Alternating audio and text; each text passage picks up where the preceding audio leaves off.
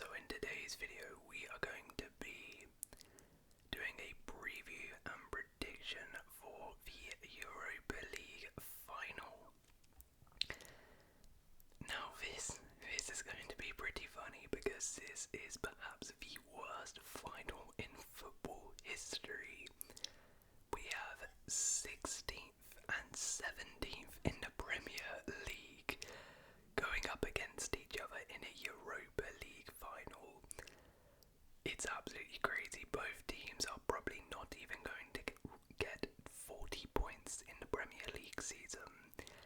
Yet somehow, someway, one of these teams is going to be playing in the Champions League next season, which is just absolutely ludicrous. But yeah, I'm going to give my thoughts and opinions on how I think the final will go, where I think the final will be won and lost for key players and all that sort of stuff with time. But genuinely, more than ever before, I really do want to hear what you guys think will happen in this final in the comments below, because these two teams are so bad and so unpredictable that honestly I can see any scenario happening here. I could see it being a one-sided demolition job. I could see it being a absolute stinker 0-0. I could see it being a 5-5. I could see so many things happen here because you just don't know what you're going to get with both these sides throughout this season. So I really, really do want to hear your thoughts on what will happen in this final. But anyways, before I sort of delve deep into how the game will go, I just sort of want to talk about the final in general and my thoughts on it, because this is actually, as I said, one of the worst finals, but it's a final which actually maybe has the most high stakes and maybe has the most riding on it in a long time, because of how bad both teams have done this season in the Premier League. It's really a sort of do or die for both of them. Both the teams have completely just ridden off the Premier League, right? You look at their results in the Premier League and they're abysmal, but then in the Europa League they've just managed to sort of flip a switch, both teams, and actually perform really well. Again, you can see here Man United, their form in the Premier League, absolutely abysmal. When was the last? March the 16th was the last time they won a Premier League game. But they've actually been, very good in the Europa League, right? They dismantled Bilbao in both legs, so it's pretty crazy. And they've both put all of their eggs into the Europa League basket, so if Tottenham was to fail and not win this, then it would be an absolutely disastrous season. If Manchester United were to fail and not win this game, it would be an absolutely disastrous season as well. I mean, it's still not an amazing season really for both, but winning Europa League will sort of, I guess, paper over the cracks and will give their fans something to cheer about, right? And it's also very important in terms of building blocks, because of course you get into the Champions League and both these teams do need Champions League football. Man United, we know about their finances. Getting into the Champions League next season will definitely help their finances for next season. It will help them in terms of having a bit more money to spend on players, which is definitely needed. And Tottenham, again, getting into the Champions League next season will help them financially, but I think more so for them it's about attracting players, because I'm not sure how attractive a prospect Spurs is really going to be for those top players in the summer if they are not playing any European football and they finish 17th in the Prem, right? Whereas I guess, United, they offer like astronomical wages, so I guess they can sort of still attract some big players. So it's big for both teams. Side note as well, I think there have been a little bit of talks from Wenger and a lot of people saying that the Europa League winner should not get into the Champions League. I mean, this is just ludicrous really, because no one has ever said that before, but because it's Spurs United now, they're talking about it, and yes, both these teams technically do not deserve to be in the Champions League, considering how poor they've been this season. But at the end of the day, if you win the Europa League, you should be in the Champions League, because by winning the Europa League, you're basically saying you are too good for this competition and you are better than everyone else in this competition. So therefore, you should have the chance to play in the better competition for next season, right? Anyways, and this final has some massive, massive implications as well for the two managers, because we actually might see a scenario where I don't generally, because of how bad these managers and teams have been this season, there is a genuine scenario where whoever loses this final, their manager could leave. Particularly Spurs, if they are to lose this final, I think it's pretty much guaranteed Ange Postecoglou will be leaving, because quite frankly they've just been abysmal in the Premier League this season. And yeah, not to get a trophy, not to get into European football, it'll be a disastrous season. He would have to go, and there's even a scenario where if he wins the Europa League, he might even be sacked still, which is pretty funny. But I mean, yeah, that's just how bad they've been in the Prem, that you could really justify it. Although there is a sort of maybe Ten Hag about it, but with Man United, I don't think Amram will be sacked. But what you will say is, if he was to lose this final, there's going to be major, major pressure on him at the start of next season to perform, because the fans are going to be impatient with him because of what has happened in his sort of first half, second half of the season under Ruben Amorim, and not getting a trophy, not getting into Europe, how poor they've been in the Prem. If they start next season really bad, then the pitchforks will be out. But equally, if they win, then Ruben Amorim will have a bunch of credit in the bank, so that next season, if they start off badly, at least he has something to fall back on. At least he can say, hey look, I won the Europa League, I got us into the Champions League, right? Trust the process. And also, I do think if he wins the Europa League, he'll again be given a bit more credit in the bank and a bit more license to get rid of players and maybe have a bit more say in who comes in through the door, etc. Whereas Ange, if he wins the Europa League, as I said, he could still be sacked. At the very least, even if he does lose his job, Ange will be regarded as one of Spurs' best managers in recent years, just because he has won them a trophy, and he's won them a European trophy too. And who knows, he might even keep his job. There could be, as I mentioned, a bit of Ten Hag about it, where the board actually want to sack him, but he ends up winning a trophy and the fans want him to stay, and they're like, you know what, we can't justify sacking him, let's just keep him. But anyways, there's a lot riding on this final for both teams. Now let's delve into the actual final now, in terms of how the game might go. So I will say this, both teams are coming into this with some pretty poor injuries and some injury problems. Spurs are missing two of their best players, and they're probably two most creative players in Dejan Kulusevski and James Maddison, which is massive, massive blows. And there is a good chance they are going to be missing Lucas Bergvall too.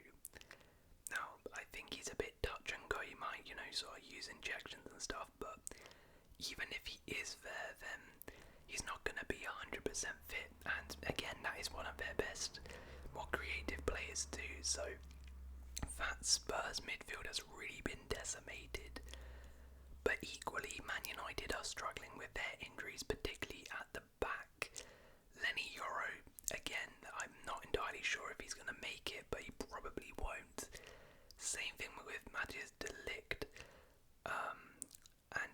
He'll probably make it, but he's not going to be 100% fit. Obviously, Dalot and Lisandro Martinez as well. So both teams have their injury problems, which is far from ideal going into this final. And if we start with Spurs and talk from a Spurs perspective here, so the midfield composition is going to be very interesting because without Kulusevski, without Maddison, and potentially without Bergvall, I'm really interested what sort of strategy here Spurs are going to use. I'm assuming it'll be Basuma, Bentancur, and probably perhaps Sarr used. Now that's quite an industrious midfield, right? But it's not a lot of creativity there. It's not a lot of chance creation in that. So they might be a bit reliant on the likes of Pedro Porro and Destiny Doggy, who are obviously inverting into the midfield to be their chance creators. And they're going to need those guys to step up. They're going to need players like Brennan Johnson and Heung-min Son, who Son is another one who's a bit touch and go, but he'll probably play. He's just not going to be 100% fit. But they're going to need these guys to step up drastically without Maddison and Kulusevski. Now, that being said, this could cause some big problems for Spurs because if they are relying on Porro and a Doggy to be those chance creators moving into the midfield, that's quite risky strategy, and that is somewhere where maybe Man United could expose defensively those wide areas with the fullbacks inverting to try and help create those chances. So Bentancur, Basuma, Sarr, they're going to have to try and cover those positions if that's the tactic Spurs are going to employ. Now, defensively, Spurs have been very, very bad. We all know about their high line and stuff, but actually in the Europa League, Spurs and now just sort of adjusted that a little bit. They've been a little bit more pragmatic in the games. Like, look at this, right? Against Bodo Glimt in the second leg, we only had 31% possession. They were comfortable sitting back, and same thing against Frankfurt away. So it's going to be interesting if Ange does that in this game. I do think he probably should, because in a final I'm not sure you can really play sort of a high intensity, high line aggressive football. And I don't think that's really a smart idea because, well, we'll get on to United, but United I don't think have the attacking tools to hurt Spurs when Spurs are set up in a defensive shape. Like, United are just not good enough on the ball to break down sort of a compact defence. Where United do have the tools to hurt Spurs is on a counter-attack, I think, with players like Garnacho, Bruno, Amad Diallo, Kobe Mainu, Dorgu. These guys can hurt Spurs on a counter-attack, so I do think Spurs defensively, that is the thing that they need to try and stop. Those counter-attacks are going to be the real way that they're going to get hurt and lose this game.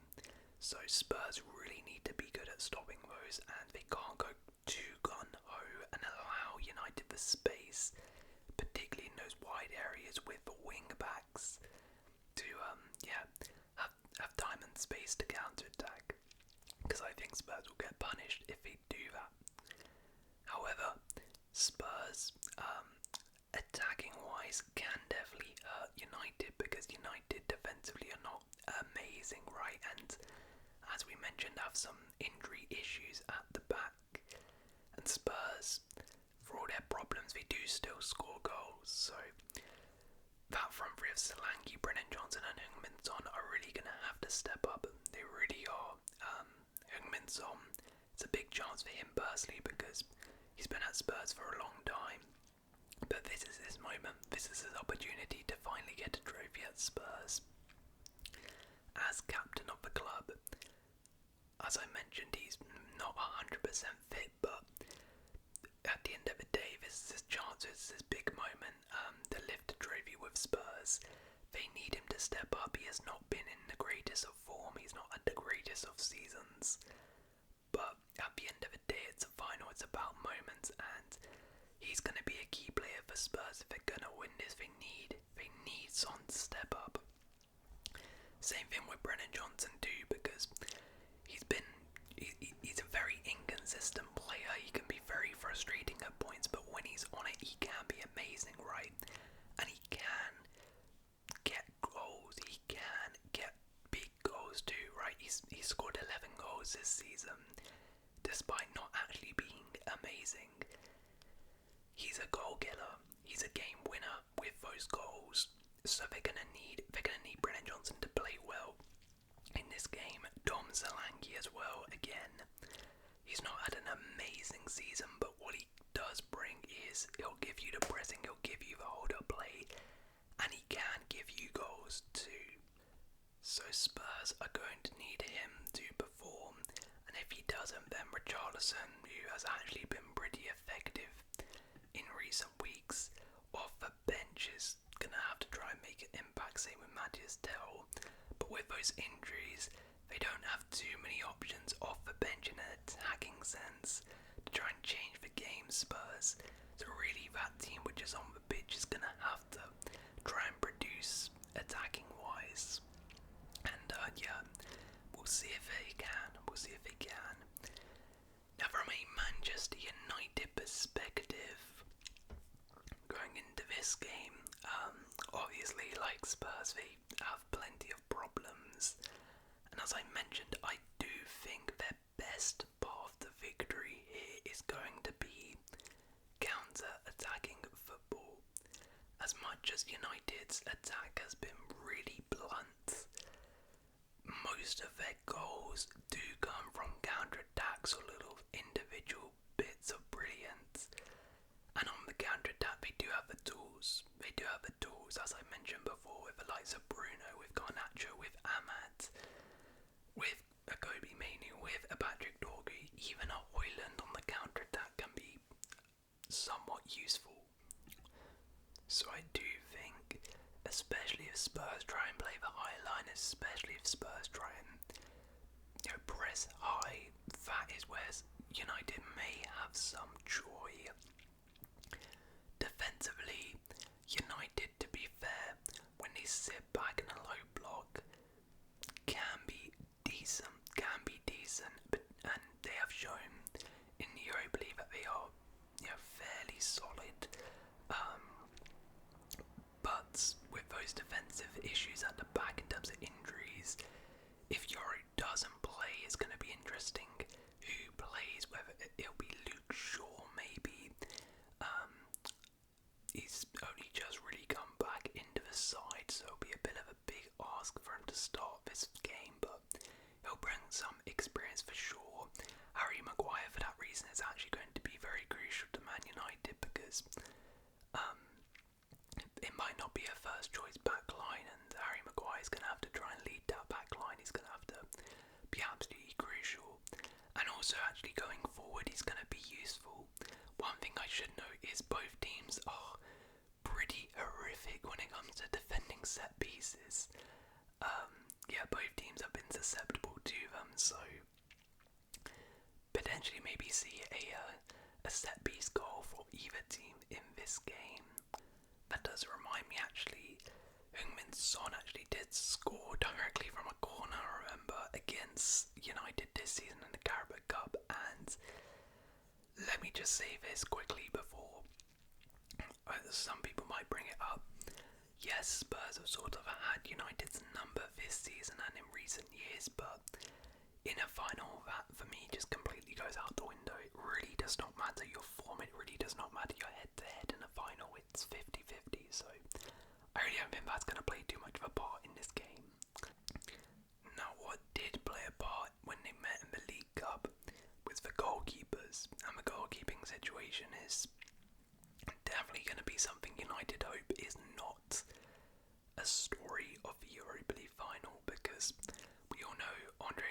Bruno's problems this year. I'm assuming he's probably going to start at a binder. You know, if there's one game you cannot mess up, you cannot make an error, it's this one, Onana. Just have a quiet game, just don't do anything stupid. That's really all United are going to be hoping for. Because if he goes firm and makes an error in this game, oh boy, his United career is not looking good. Bruno Fernandes is by far and away the key player for United, and he is going to be the best player on that pitch in Bilbao. Fernandes, everything goes through him, and it's going to be interesting how Spurs combat him, how they deal with him, because if they can stop Bruno, then actually they've stopped a lot of Man United. It will also be interesting what the lineup is like by Amrin, because another sort of game winner they have United is Amad Diallo, who is only just really coming back to injury. So let's see if he starts. If he starts, where does he play? Is he going to play wing back? As I mentioned, that is somewhere where they could actually hurt Spurs. Or is he going to play in the attacking role or maybe be used as a super sub? We'll see. Another, I guess, benefit United have over Spurs as well is the experience factor, which we cannot ignore here, because United and this United squad, as much as it's rubbish, have played in these big finals before, and they have won these big finals before. Obviously, last season they won the FA Cup final when they weren't really fancied. They went into it on bad form, similar to this season. Yet they turned up for that big game, they turned up for that big moment. Players like Garnacho, players like Mainu scored, they starred in that final. So they have that experience, and they have a track record, I guess, of performing in these big finals, on these big stages. They did it as well the season before in the Carabao Cup too, and a lot of these players were there for that. Spurs, I mean, this squad just, most of these have never even played in a major final. But the only one is like Cristiano Romero, right? With Argentina, all the others have really never played in a major final, and if they have, they haven't really come out on top. So that experience factor is definitely gonna be something favouring Man United. It'll play a part, but it's not gonna be too much of a factor. I mean, as we've seen this season, right, with Newcastle versus Liverpool in the Carabao Cup final, Palace versus City in the FA Cup final. Experience is not all and the be all end all. It does not mean you're going to win the game. So, anyways, let's get into it. And my final prediction. Oh gosh, this is tough. This is very tough. I honestly could see this going either way. I could see any scenario possible here. This is so unpredictable. But for me, I think the way the game is going to go, I think United are going to sit back. United are just going to sit in a low block and try and hit Spurs on the counter. Spurs going to be on the front foot, the aggressors.